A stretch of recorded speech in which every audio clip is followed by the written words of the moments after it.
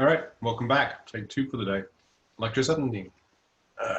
I'm slightly grouchy only because today was supposed to be a running day.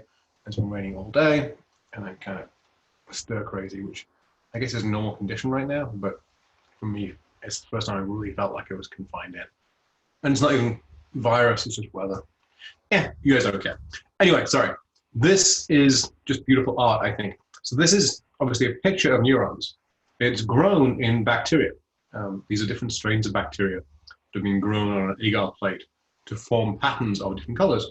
And as you can see, that this particular artist chose to make neurons as that picture.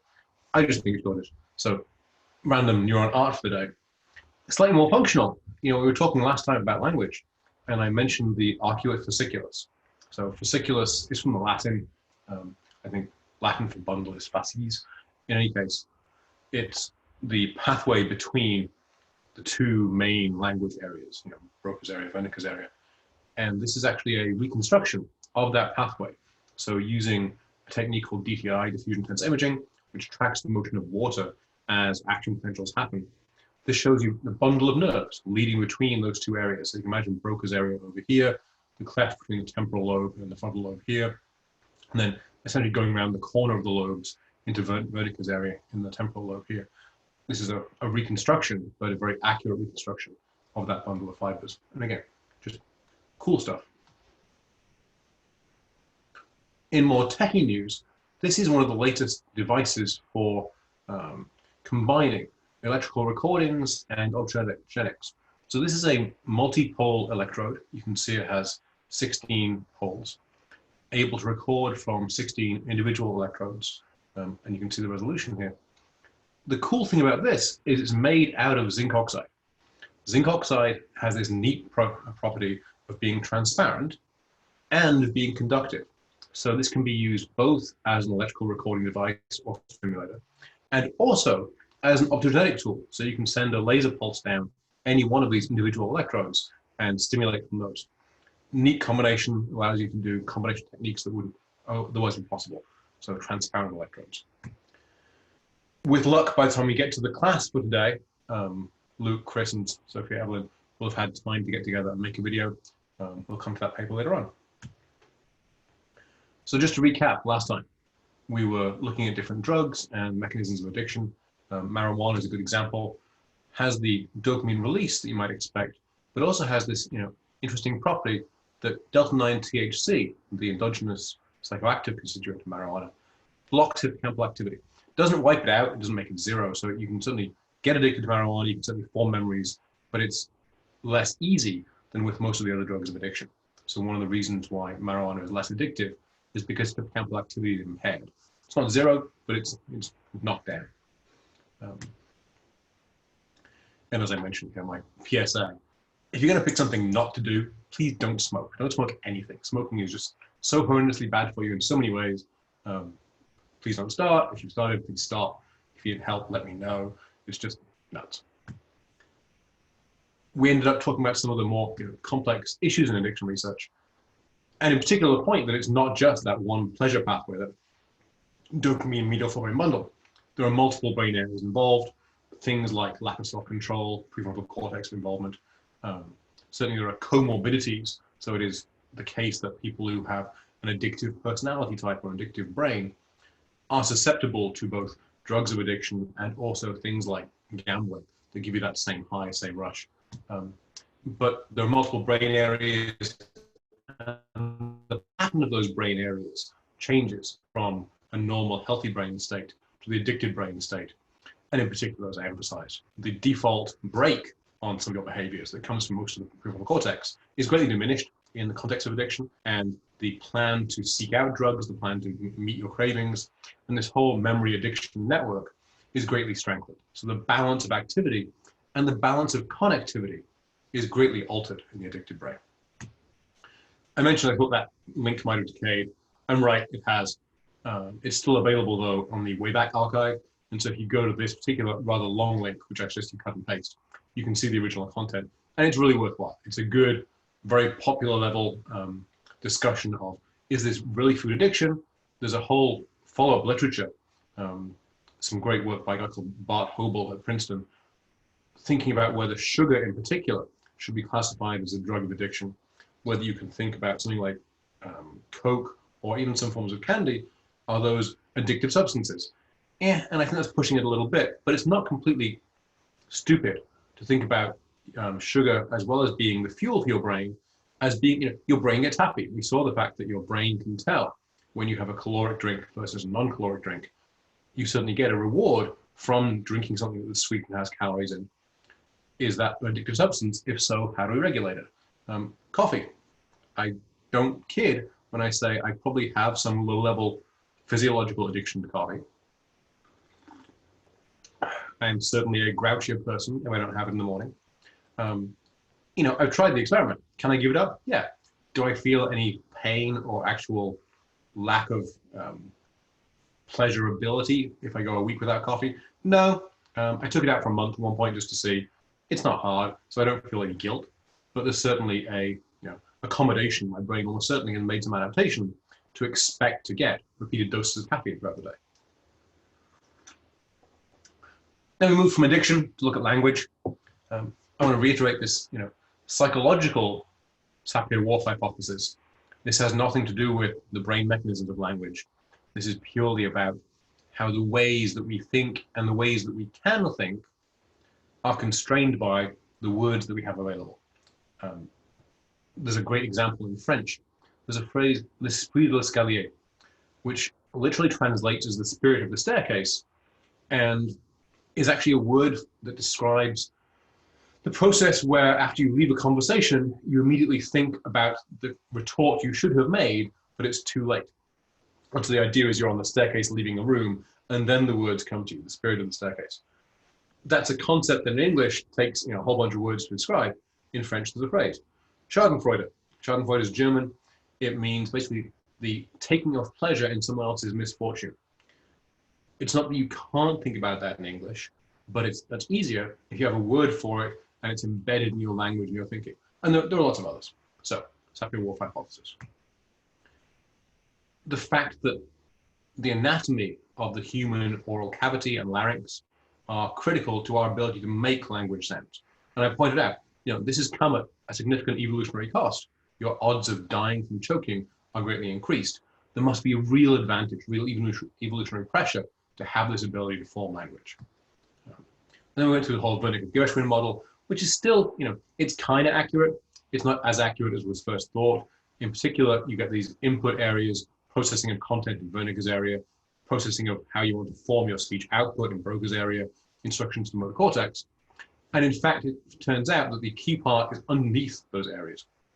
So you can imagine Wernicke's area is back here, Broca's area is up here someplace. Damage to both those areas is quite likely to damage the insula.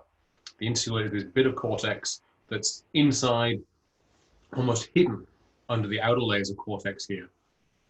And so there's this little groove in the side between the temporal lobe and the frontal lobe. The insula, this area in yellow, is the overlap between the injuries of people that have aphasia. Remember also, this figure shows the lateralization. Those are all left side injuries. And so language is very lateralized. On the right side, similar brain areas are used often to process language of music. So rhythm, prosody. It is certainly not uncommon to treat speech disorders, things like stuttering, by teaching that person to almost sing everything they say. And so if you speak like this and you have a certain tone, that involves the right hemisphere. It brings the right hemisphere into the game and allows you to process if your left hemisphere isn't doing it perfectly in a slightly different way. Folks who have injuries to the left hemisphere language areas generally can retain singing.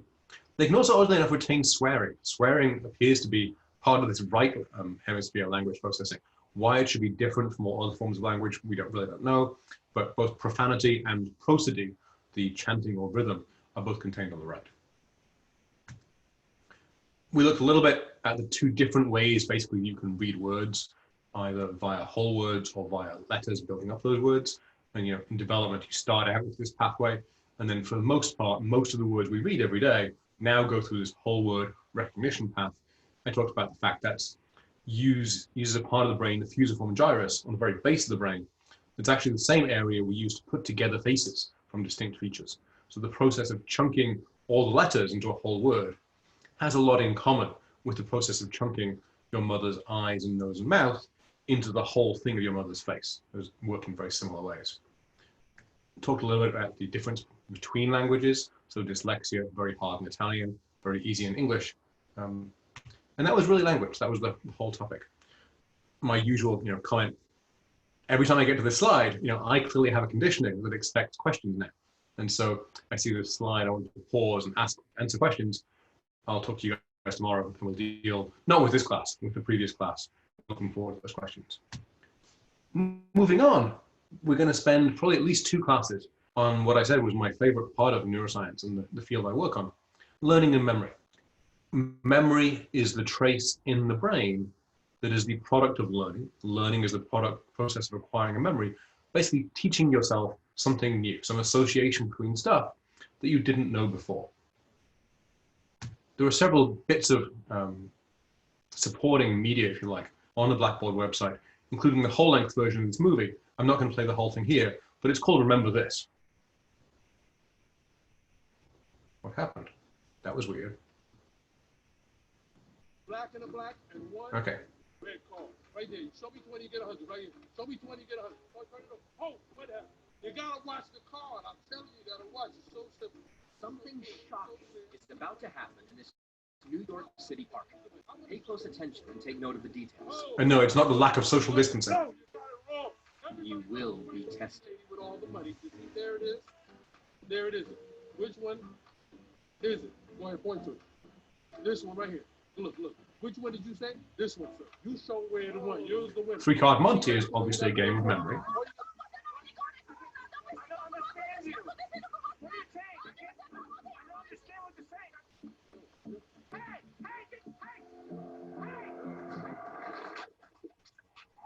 You and 20 unsuspecting bystanders just witnessed a crime. And now, you're part of the investigation. How good a memory would you have? We've talked about a little bit about how our brain decides what things to remember, things like attention. If you are distracted by some other very engaging process, the guy moving the cards around is going to distract you, is going to attempt to make your memory false and make you unable to track the cards. The woman screaming in a foreign voice is obviously creating a distraction so that the gentleman having his wallet stolen doesn't notice. But more than that, then you've got to go back and reconstruct that memory. Okay, quiz. What color backpack was the guy who took the wallet out of his satchel wearing? Well, he wasn't wearing a backpack. All right, that was a trick question. How about what was the badge that the 3-card Monty dealer was wearing on his jacket? If you don't know the answer, go back and look. So we've talked a bit about how we decide somewhere in our brain what to remember. But we haven't talked about how that memory actually gets formed. What is the biological and physiological process by which memories are formed? The top line here is kind of the summary of what's going to be 2 classes worth of slides. Neurons that fire together, wire together. This whole concept, we talk about Hebbian synapses. Now, Hebbian synapse is a synapse where a memory can be formed, named after Donald Hebb. Donald Hebb formulated this hypothesis in graduate school, and his career is kind of a reassurance. So he got syphilis, his first wife died, he fell in love and married again. His second wife also died, all during the period when he was trying to also go off and fight a war. That was his entire graduate school experience. He made it through. He laid one of the cornerstones of modern neuroscience. LTP, long-term potentiation. We're going to talk a bunch about what that means, but effectively it's the dominant hypothesis for how synapses in the brain change. And the pattern of synapses that change is what we think of as storing a memory. The formal wording of neurons that fire together, wire together, is down here from the 1949 paper. When an axon of cell A, so one neuron, is near enough to excite cell B, and so you can think of this as being a presynaptic neuron and a postsynaptic neuron. Cell A is going to excite cell B, and repeatedly or persistently takes part in firing it. Some growth process or metabolic change takes place in one or both cells, so that A's efficiency as one of the cells firing B is increased. And really the summary of that is, if both the presynaptic and the postsynaptic cell are firing at the same time, then the presynaptic cell gets able to better excite the postsynaptic cell. We call that the synapse growing stronger. If that went over your head, don't worry, we're going to come back to it a bunch of times. Here's a good example, and one you've probably encountered something very similar to in psych classes. Think about Pavlov's dogs. Pavlov's dogs, they're given some food, they salivate. Pavlov rings a bell, they don't salivate, there's no reason to.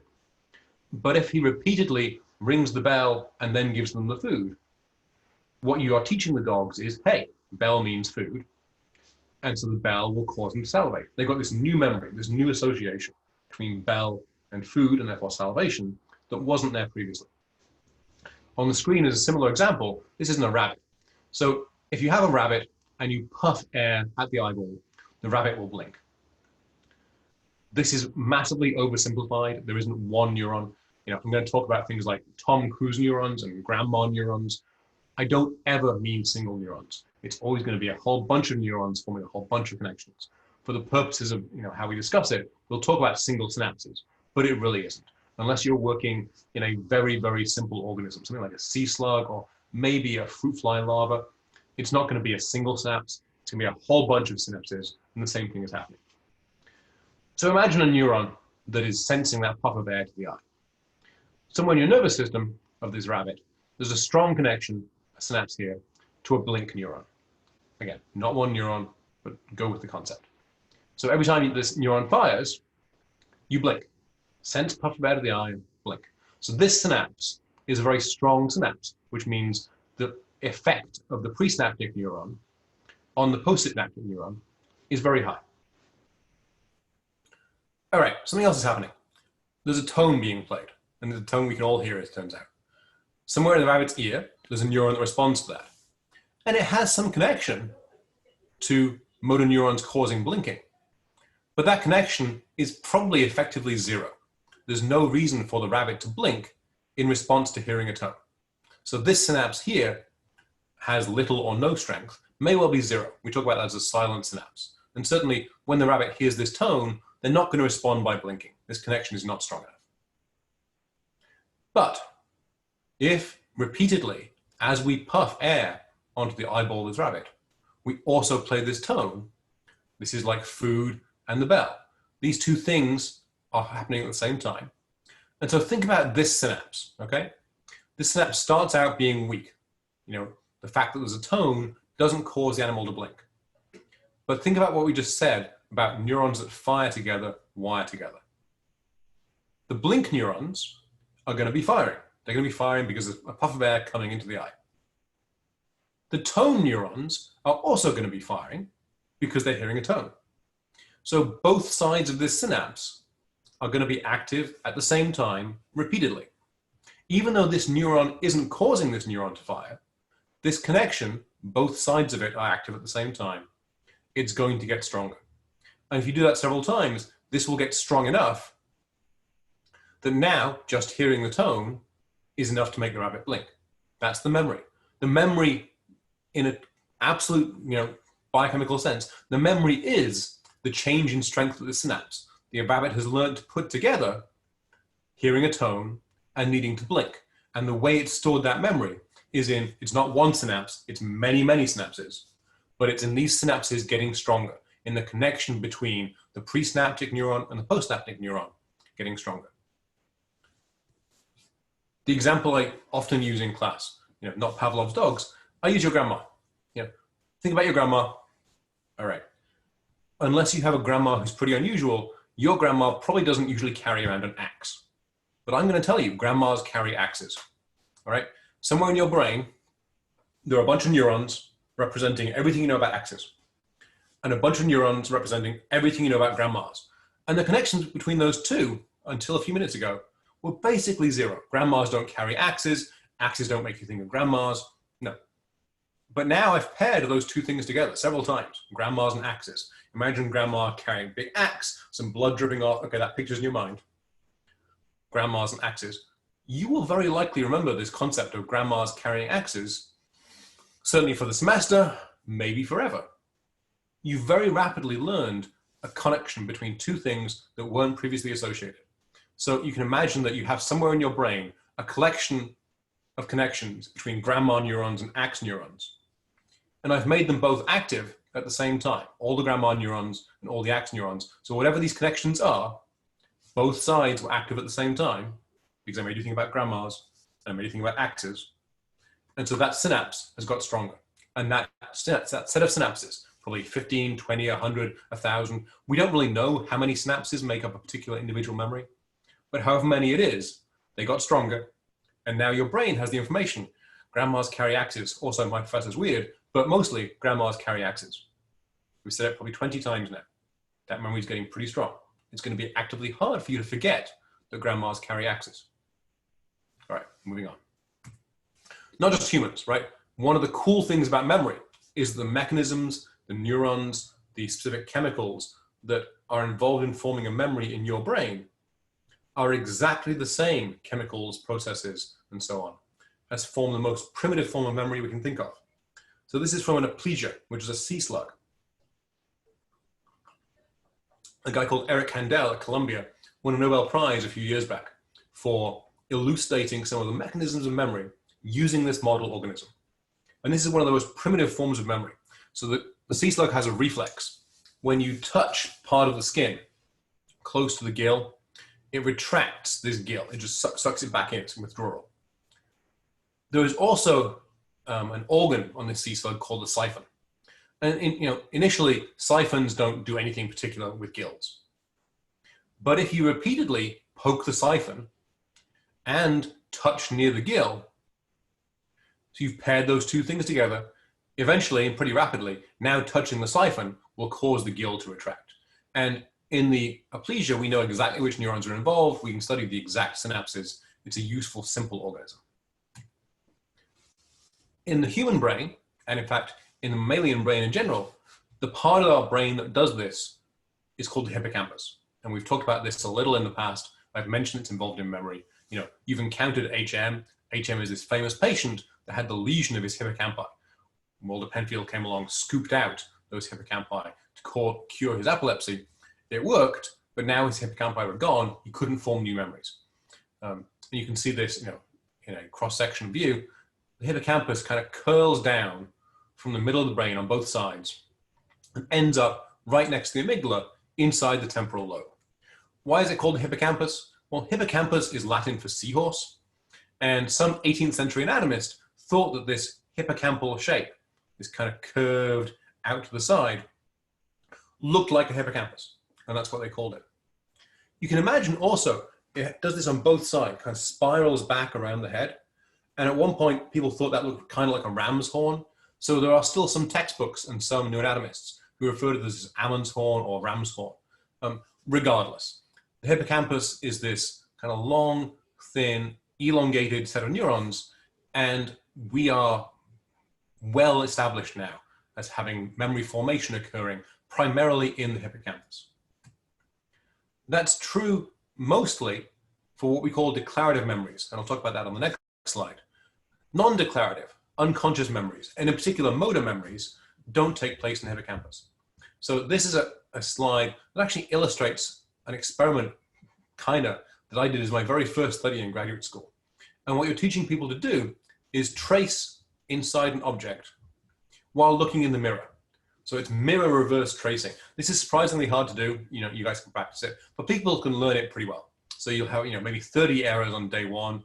And by the end of 10 trials, you're down to maybe 5 errors. And you can see by day 3, you're very good at this task. You can learn this new skill very rapidly. That is not hippocampal dependent. So this is a motor skill. It's learned in the basal ganglia. HM could learn this and did learn this very well. Different form of memory. Here's the basic dissection of memory. So all memories come in 2 types. Declarative memory, things, facts, the fact that grandma carries an axe, the fact that it is currently March, the fact that coronavirus sucks, all that kind of stuff that we think about as facts and things we call those declarative memory because you can tell them to people, and those are all formed in the hippocampus. There are a whole bunch, I'm going to sneeze, excuse me. My apologies. There are a whole bunch of things that aren't declarative. These are primarily, skill motor learning, There are a couple of other examples. Salivation is a good one, doesn't require you to use your hippocampus. And so these are non-declarative memories. Reason not to make video classes. All right, so 2 basic frameworks for memory, declarative, non-declarative. We're not going to spend hardly any time talking about non-declarative memories. Most of what we're going to talk about in terms of memory mechanisms and so on are going to be these declarative memories. They're made in the hippocampus. They're stored initially in the hippocampus, and eventually those memories move out to cortex, and we'll talk about that.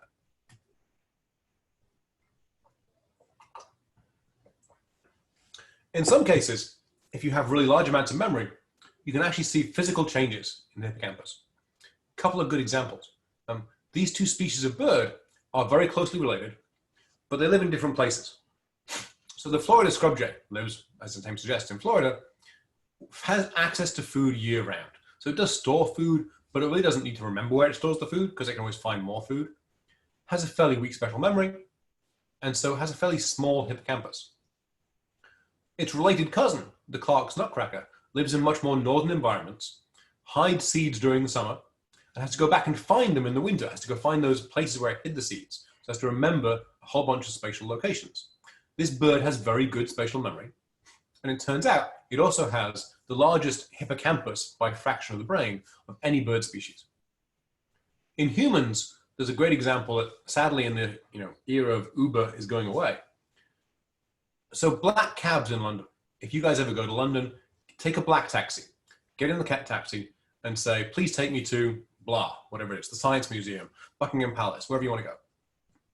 The taxi driver will say, right, Gov, and drive off. They will know where they're going because they have been required as a condition for having a London taxi cab license. They've been required to memorize the entire map of London and have the ability to take you from any place in London to any other address that you give them without looking at a map and knowing the exact way to go. It's called the knowledge, and you would often see kind of 20-year-old guys on mopeds with a map of London open in front of them on the handlebars, zooming around London, forming this memory.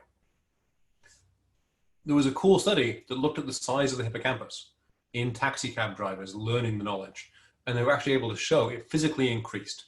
The amount of spatial knowledge, the amount of spatial memories they were required to form was so large that you could see the brain component of the hippocampus physically swell with all the synapses that were being strengthened and all the new cells that were being incorporated.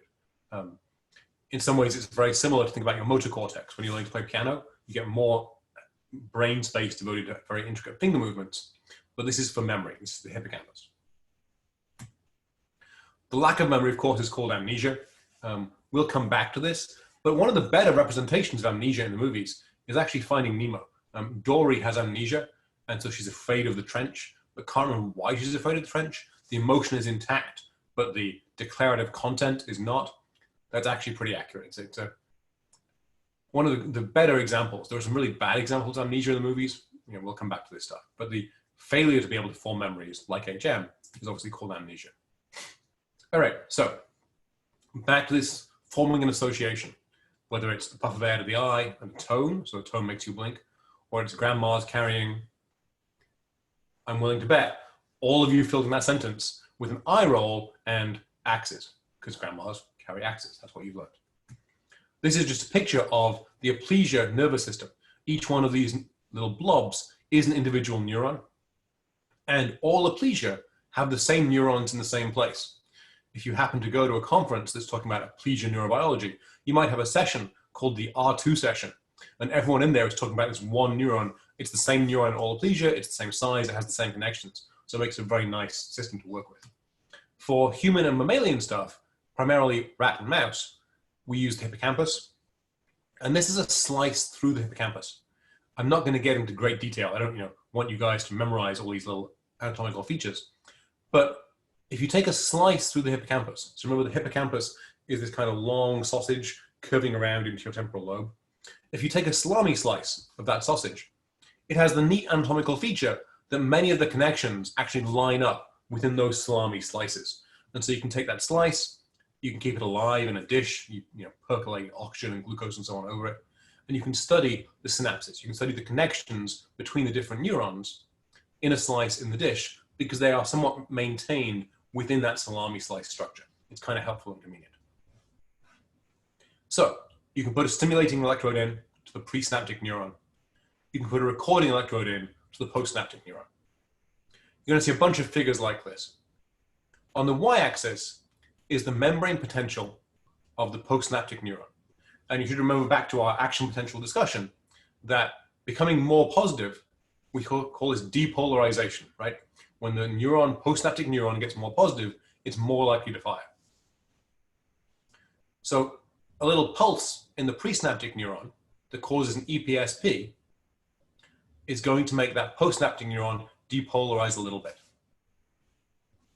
When we're doing slice experiments, generally we use a big train of stimuli, a whole bunch of pulses, one after the next, and this is called a tetanus. You don't need to worry about why it's called tetanus. Just realize that this rapid firing of EPSPs called tetanus is going to depolarize and depolarize and depolarize the postsynaptic cell to the point where it's going to cause a change, where it's going to make that synapse change LTP. It's going to make that synapse get stronger.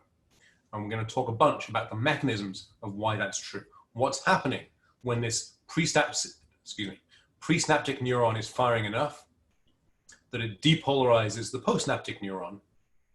What changes in that synapse? Because that really is our best guess as to what is making a memory, what's causing you to be able to retain for years or decades in some cases, a particular connection between two things. What does LTP look like? How do you know this synapse has got stronger? Each one of these dots is the response to a constant single pulse. So the stimulating electrode gives a constant voltage, constant amperage pulse, very repeatable. And you can see the level of depolarization in the postsynaptic cell is also very repeatable. So here are a whole bunch of baseline stimuli, and you can see the effect is pretty consistent. There's a small amount of variation, but it's pretty consistent baseline.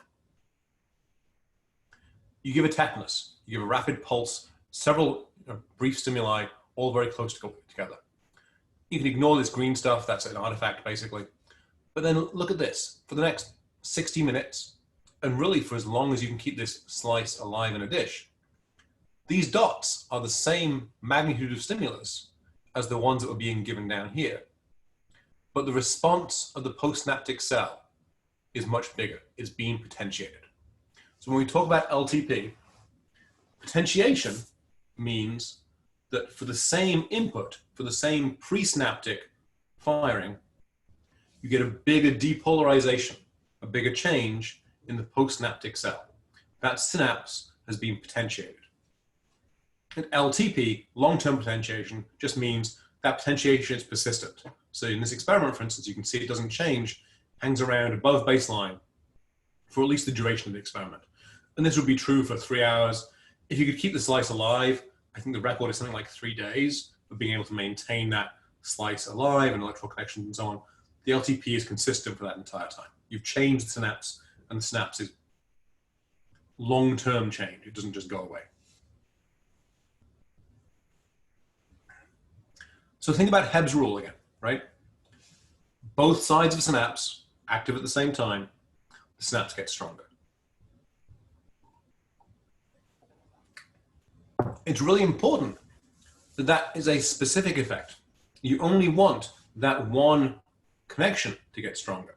You don't want everything to get stronger. You wouldn't have a specific memory. You rapidly run out of ability to potentiate.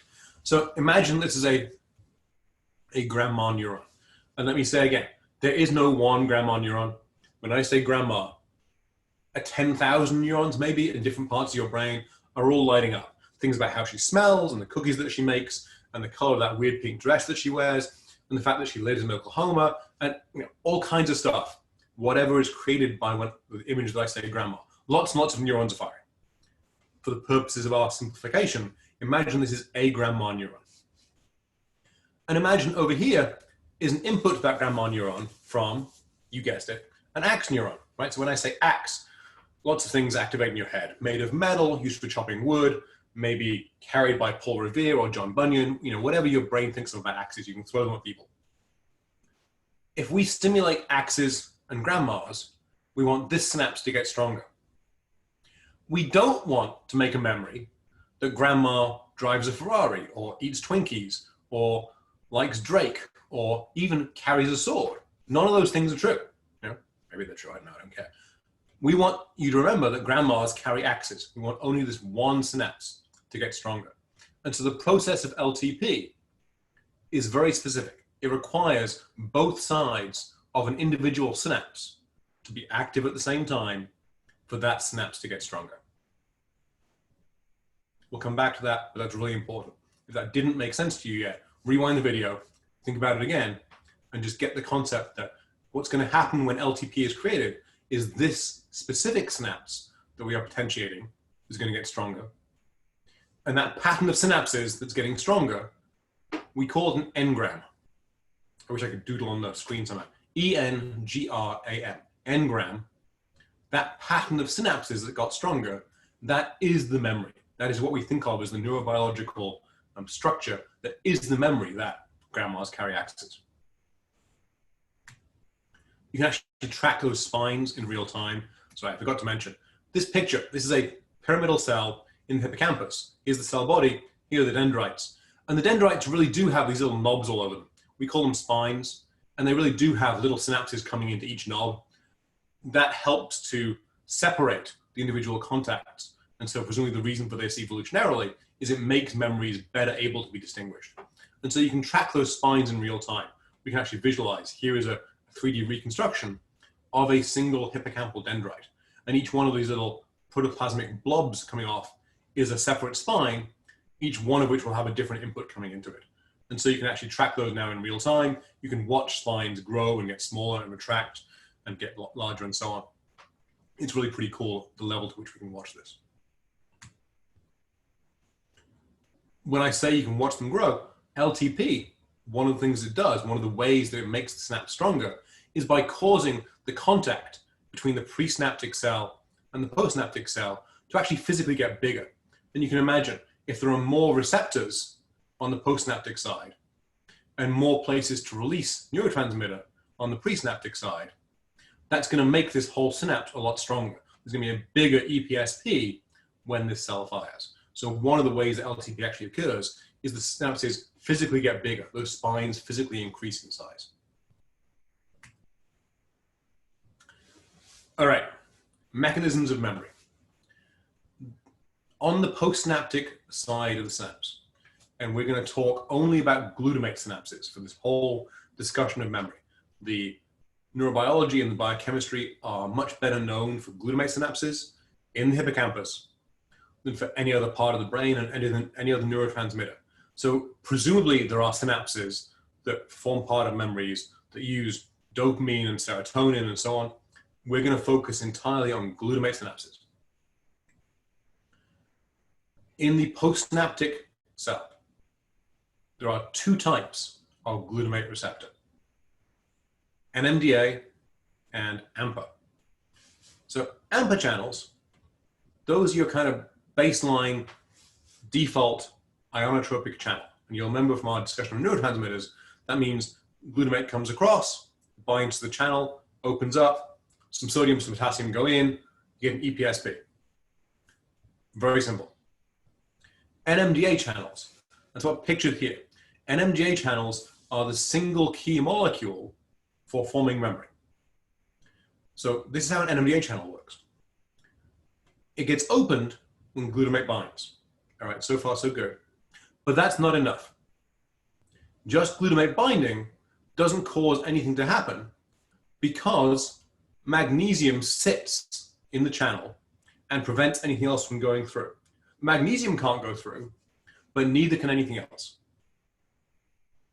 The thing that causes that magnesium block to be removed is when the postsynaptic cell is a little bit depolarized.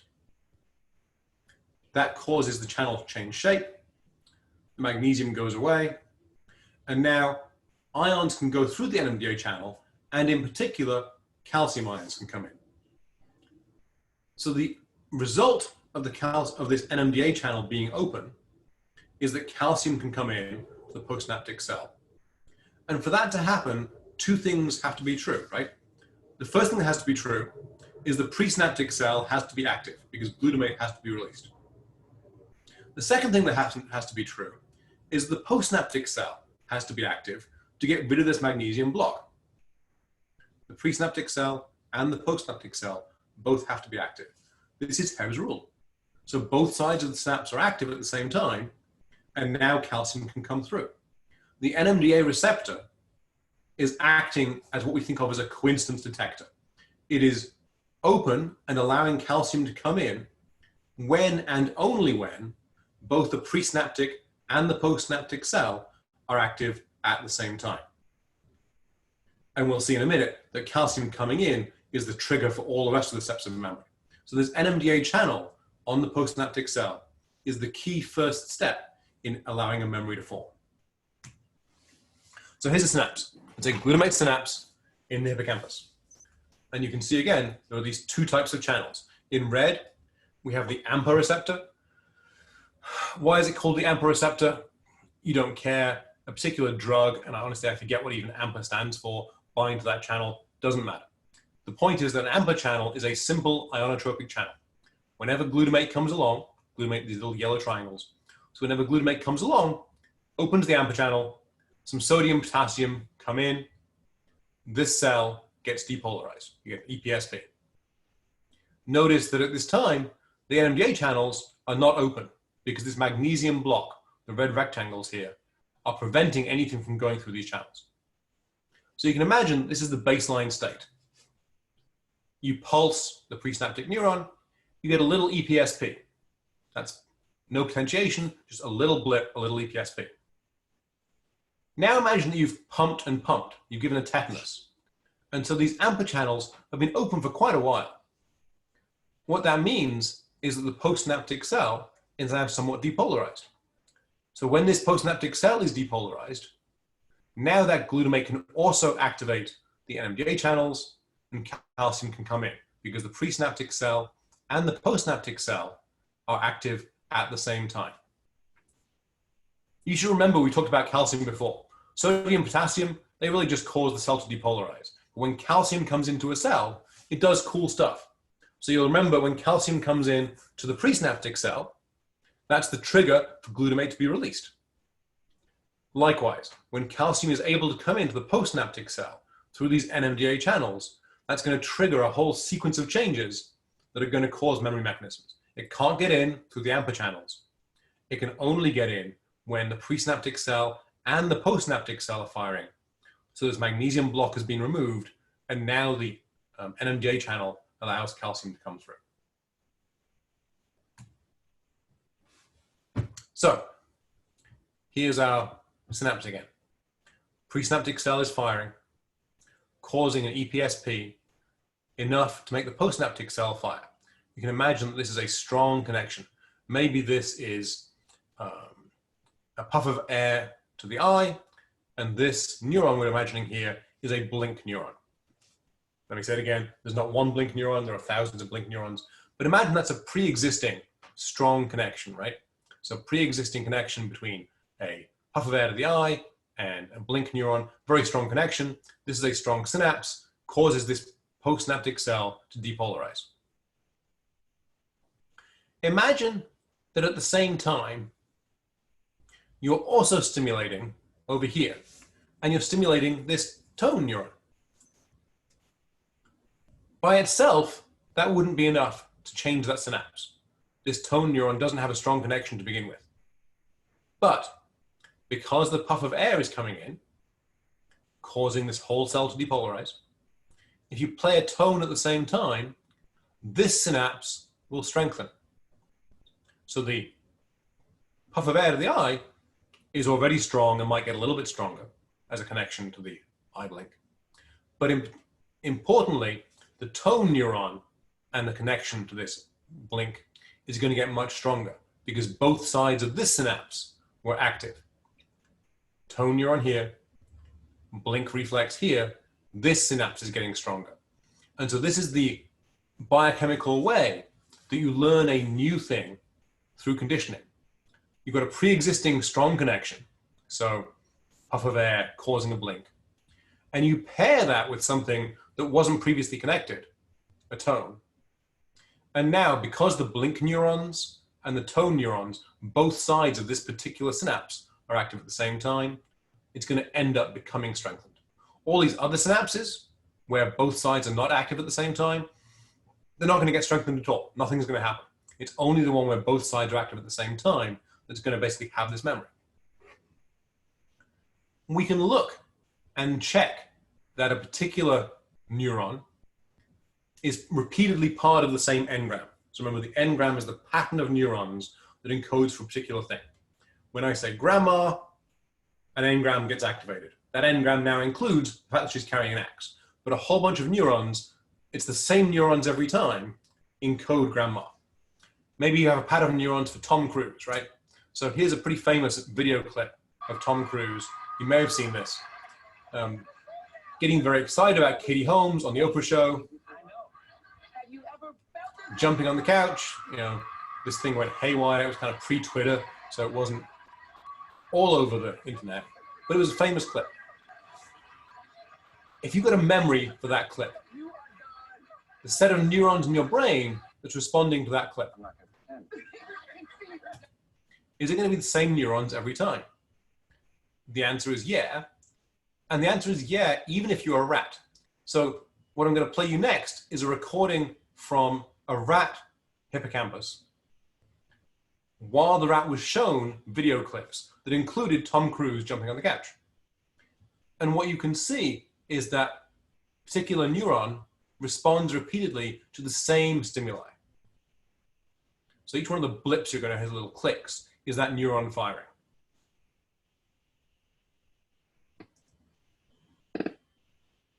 So this is the number of blips, basically, number of firing.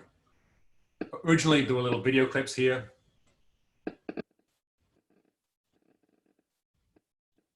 And you can see that neuron is firing during the Tom Cruise clip, not during OJ, not during Darth Vader. I think it's Pretty Woman. Is that next? No, more Tom Cruise, and you can see the neuron starts firing again. A Beatles singing. Oh, the Friends theme tune, right. And you can anticipate what's going to happen next. We're getting Tom Cruise, the neuron is repeatedly firing. So this individual neuron in the brain of a rat repeatedly responds to the same stimulus. It probably would respond to many, many other stimuli. The point is that it repeatedly responds to that same set of stimulus. So the same Tom Cruise scene repeatedly activates the same engram. There is a set of neurons encoding your visual representation for that scene, your memory for it, whatever it is. This rat was trained on a whole bunch of video clips. And this one neuron specifically got involved in the memory engram, here we go again, for Tom Cruise. So you have a bunch of neurons that are storing, basically, patterns of activity that represent individual memories. If that makes you think of something like a hard drive, that's exactly correct. We do, in fact, have now the ability to record a pattern of hippocampal activity during a particular experience, and kind of like, you know, Picard and the Borg, store that memory and play it back into the hippocampus of a rat or a mouse. So here's the first paper that reported that. What they've done is put a whole bunch of electrodes into both sides of the hippocampus.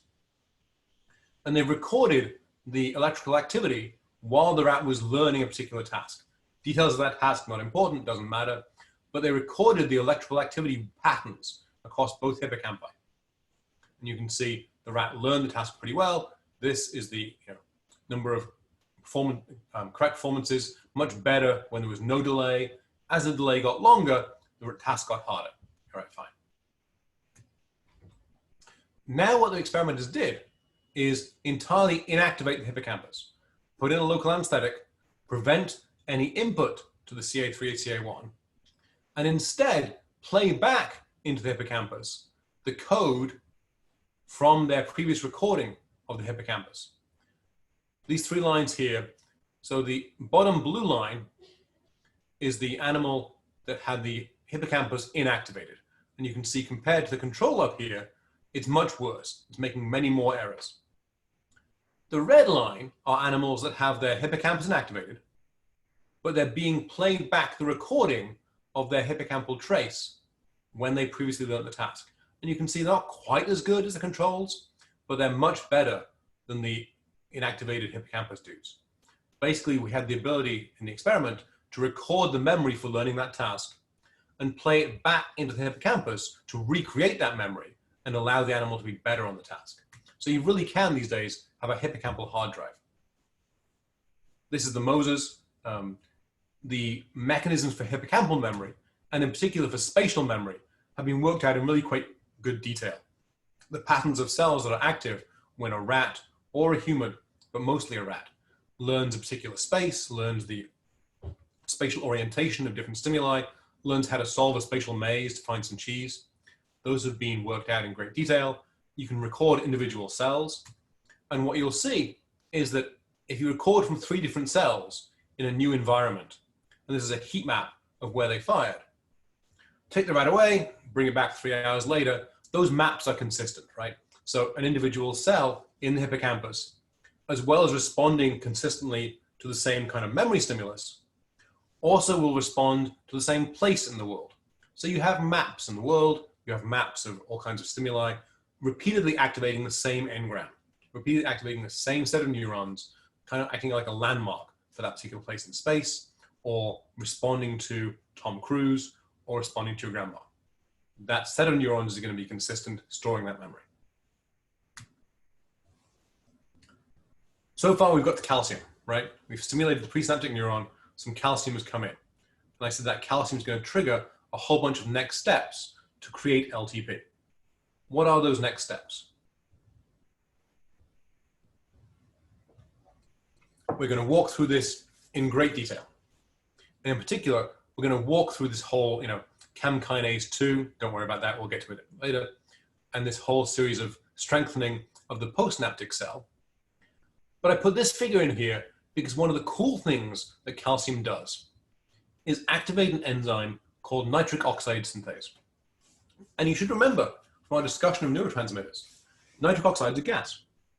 Nitric oxide is this unconventional neurotransmitter, and it has the cool ability, because it's a gas, to diffuse backwards across the synapse, back to the presynaptic cell. This is one of the very few exceptions in all of the nervous system for the unidirectional flow of information. Canonically, information comes down an axon, it goes to the presynaptic side of the synapse, it goes across the synapse, it goes through the postsynaptic cell. It's unidirectional information flow. Nitric oxide is one of the very few examples where that's not true, where you can actually get information going back from the postsynaptic cell to the presynaptic cell. And the consequence of that is that the presynaptic cell actually starts to make more glutamate.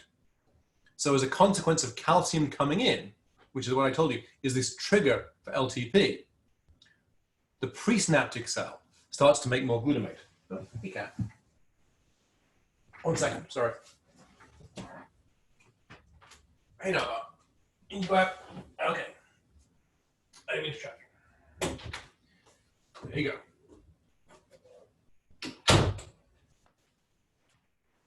Sorry, perils of home working. When I shut the door to keep the noise out, sometimes you trap the cat inside. As I was saying, calcium has come in. So we've had this presynaptic cell activating the postsynaptic cell, causing the NMDA channels to be open. Calcium has come in. One of the key things it has done is activate this enzyme, nitric oxide synthase. Nitric oxide has gone back to the presynaptic cell to increase the amount of glutamate. That will make the synapse stronger. So one of the ways that LTP happens is this calcium coming into the postsynaptic cell causes the presynaptic cell to, next time it's stimulated, release more glutamate. That's LTP. It's presynaptic LTP. We're going to talk about postsynaptic LTP as well. How do we know that the NMDA channel is the key player in all of this? Well, there's a drug. There's a drug called APV, and what it does is block NMDA channels. This is the same LTP kind of experiment we've seen previously. Each one of these dots is a single stimulus. If you get LTP formed, then the stimulus has now a larger effect. you get a bigger EPSP. That's what LTP is. So the black dots here are vehicle. This is a slice in a dish being stimulated, and in the vehicle condition, it's just had a little treatment with something that doesn't do anything. Maybe a little extra glucose or just a little salt or something. Nothing relevant. The black bar is where APV is applied. So it's applied for these red dots. And what you can see is that LTP just doesn't happen. Putting on a drug that blocks the NMDA channel, this arrow is where you apply the tetanus to create the LTP. If the NMDA channel is blocked, LTP does not get formed. So you require NMDA channels to be open and active to create LTP. Similar experiment, but if you've already created LTP and now you apply this drug, nothing happens. You need calcium to come in through the NMDA channel to create the LTP. But once it's being created, you don't need calcium anymore. Now all that's happening is you're getting sodium and potassium coming in as a result of glutamate binding through the AMPA channels. So this maintenance, this normal baseline response, is all AMPA channel. It's only the change, it's only the potentiation that requires calcium coming in through the NMDA channels. So NMDA channels are required to form LTP, to change the synapse. They're not required to maintain that change once it's been organized. So action potentials come along, glutamates come along, bound to NMDA channels, calcium is coming in. What is happening other than nitric oxide? If you flip back a couple of slides, I mentioned this thing CAM-K2. CAM kinase 2 stands for calcium calmodulin kinase 2.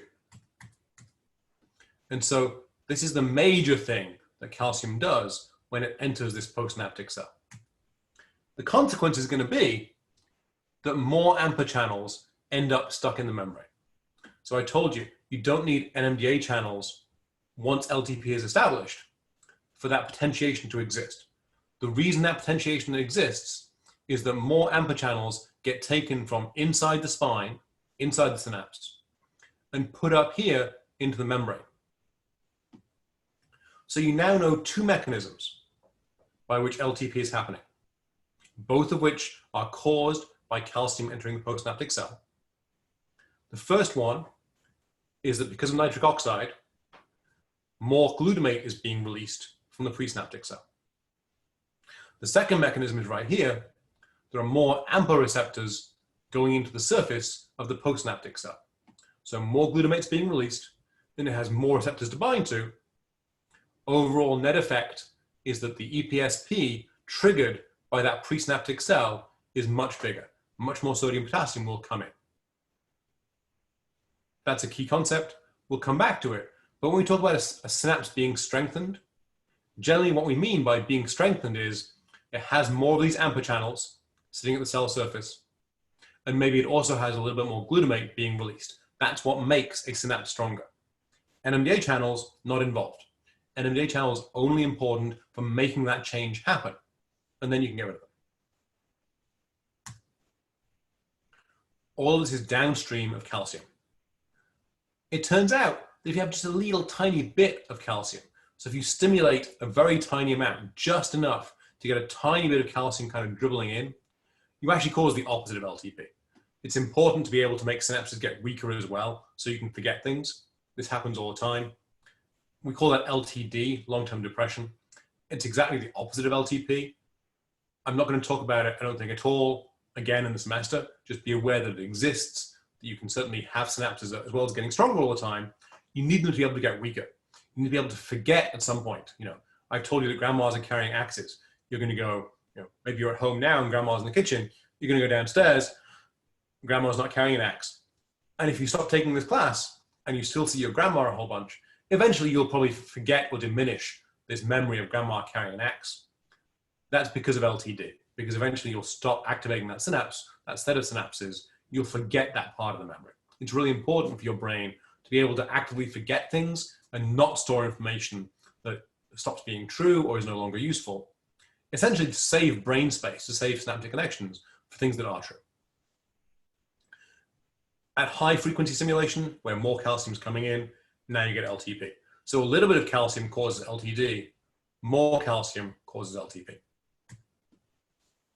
LTD, just for completion, also requires NMDA channels. You still require that little dribble of calcium to come into the NMDA channel. And you can see that because, again, if you use the same drug, if you block NMDA channels using APV, now instead of getting LTD here, where the synaptic strength gets weaker, you again see no effect. So both LTP and LTD require calcium to come in through the NMDA channel. The enzyme I was talking about, CAM kinase 2, calcium calmodulin kinase 2. When calcium comes in to the postsynaptic cell, it binds to a protein that's just hanging out there called calmodulin. As you can kind of tell from the name, calmodulin modulates the effect of calcium.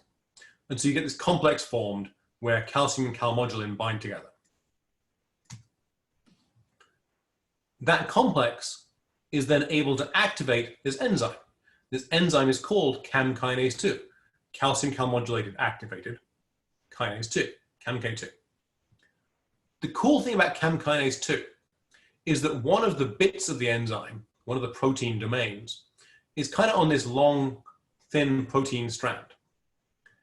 Under default conditions, it's in tight with the rest of the enzyme and turns it off. It's auto-inhibitory. What calcium calmodulin does is bind over here and change the conformation so that domain is now no longer bound, no longer inhibiting. Or in other words, calcium calmodulin turns this enzyme on.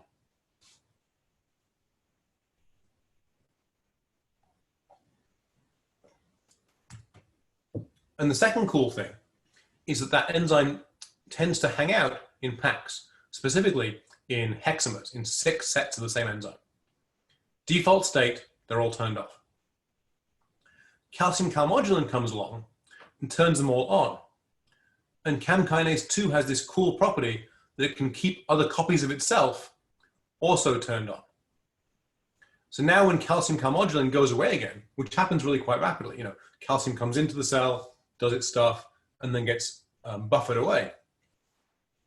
CAM kinase 2 stays turned on. There's like a switch has been flipped from the inactive state to the active state. And in the active state, it can keep itself turned on. It can autophosphorylate. It can add phosphate units, which is what a kinase does to turn things on. And so it can keep itself in this on state long term. The fact that CAM kinase 2 switches from being in the off state to being in the on state as a consequence of calcium entering the cell is LTP. It's the necessary step. It's what causes all the next downstream mechanisms. So calcium coming in, activating CAM kinase 2, causes LTP, causes those AMPA channels to go up into the cell membrane.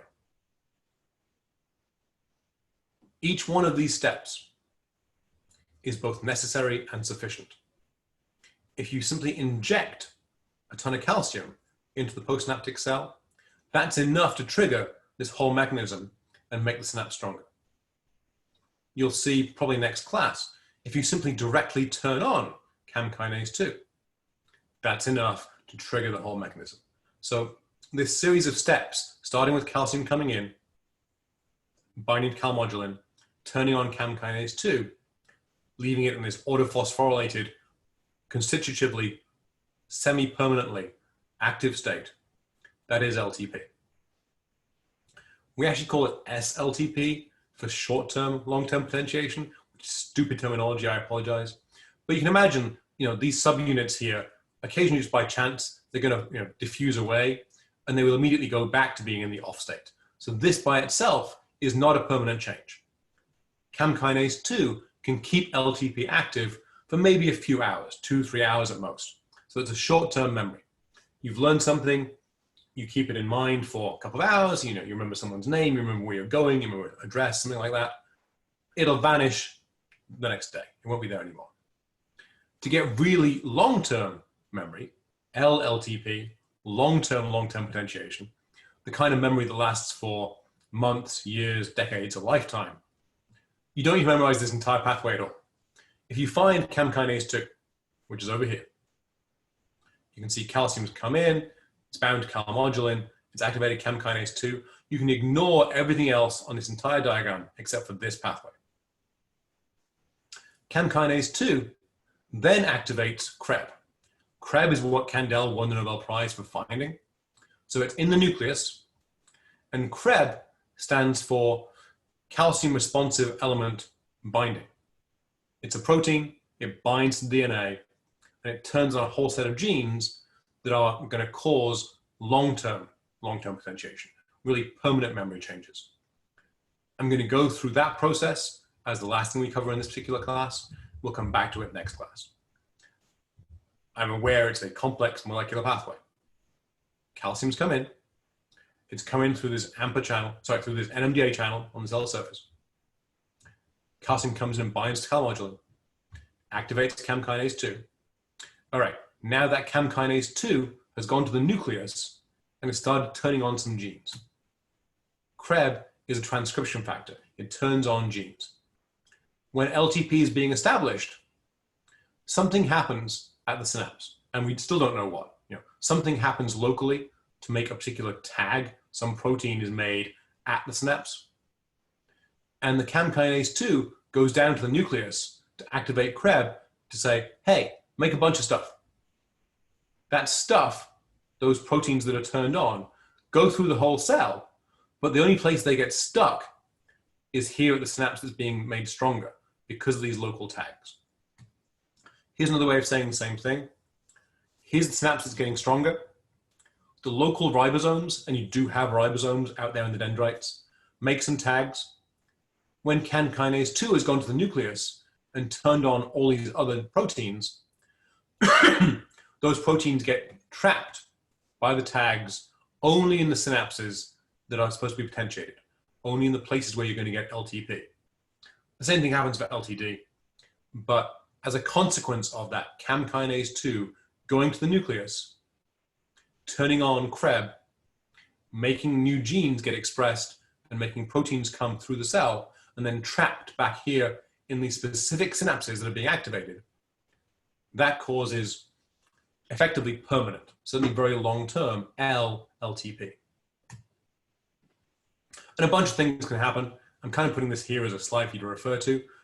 We've talked about more glutamate being released, more channels going into the postsynaptic membrane, or both of those. You can also have more complex effects. But the basic consequence is, in all of these cases, that synapse is now stronger. The next time that presynaptic cell fires, the effect on the postsynaptic cell will be bigger. In some cases, the cell will actually grow. It'll form more dendrites. It'll make more new connections. You may get multiple connections between this particular neuron. In general, for instance, when you're growing up, if you grow up in a very rich environment with lots of books, lots of interesting games, a bunch of friends, your hippocampal neurons will form more dendrites. They'll actually make more contacts. You'll get a richer memory environment from that greater number of stimuli, causing more memories overall.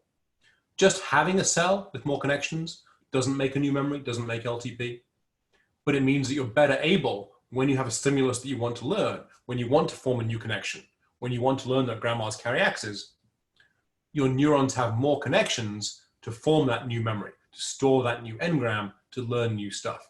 And so one of the consequences of having a very rich, stimulated childhood is that your hippocampus is set up for better learning throughout the lifespan. All right, an hour and 10 minutes. Pretty intense class. As I said, memory formation is one of the cases where we really do know all the biochemistry as well as the psychology. I'm definitely going to be answering your questions. I'm definitely going to be going over this again next class. But I do want you to get, a sense of understanding both at the very molecular level, what happens at a synapse when you make LTP, and at the sequence of events level, calcium comes in. How does it cause AMPA channels to go to the membrane? That's via chem kinase 2. How do you go from SLTP to LLTP? Well, that's activating CREB in the nucleus and pumping out some proteins. We'll come back to this next time. Thank you for your attention. Sorry about the small cat distraction. Stay safe, wash your hands, and with luck, we'll get through this as soon as possible. Until next time, thanks, guys.